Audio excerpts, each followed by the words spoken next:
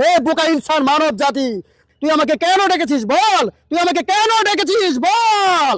তাড়াতাড়ি বল, তুই আমাকে কেন ডেকেছিস? জি,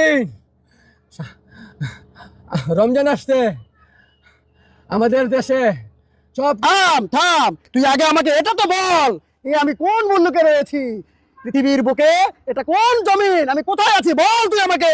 ওরে কালাজিন, এটা বাংলাদেশ, বাংলাদেশ। এটা দেখে বুঝোস না?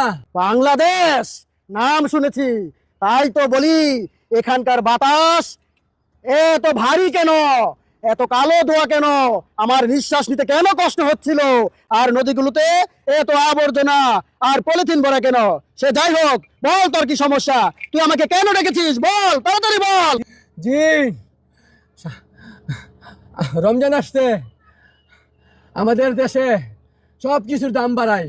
তোমার মাধ্যমে এই দ্রব্যমূল্যের দামটা কমাই দিলে আমরা রমজান মাসে চারটা কিনা খাইয়া বাঁচতে পারবো।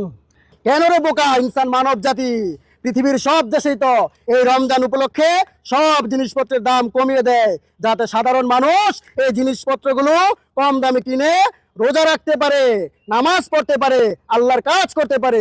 আর তোদের দেশে কেন জিনিসপত্রের দাম বাড়িয়ে দেয় রে বোকা? তোদের দেশে কি ভালো ইনসান মানব নেই? তোরা কি সবাই খারাপ নাকি? উত্তর দে আমাকে বল।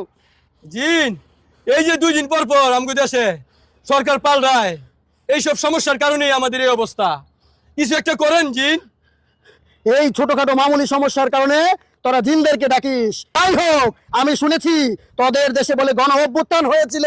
গণ অভ্যুত্থান, এই অভ্যুত্থানে অন্তর্বর্তীকালীন সরকার প্রধান এসেছে ডক্টর মোহাম্মদ ইউনূস। শুনেছি সে দেখেন ভালো লোক, শুনেছি সে নাকি অনেক ভালো মানুষ, সে তোদের ভালো করতে পারে। অপেক্ষা কর, অপেক্ষা অপেক্ষা কর, অপেক্ষা। ডক্টর মোহাম্মদ ইউনূসের জন্য অপেক্ষা কর। দেখ রমজানের জিনিসপত্রের দাম মনে হয় কমাতে পারে।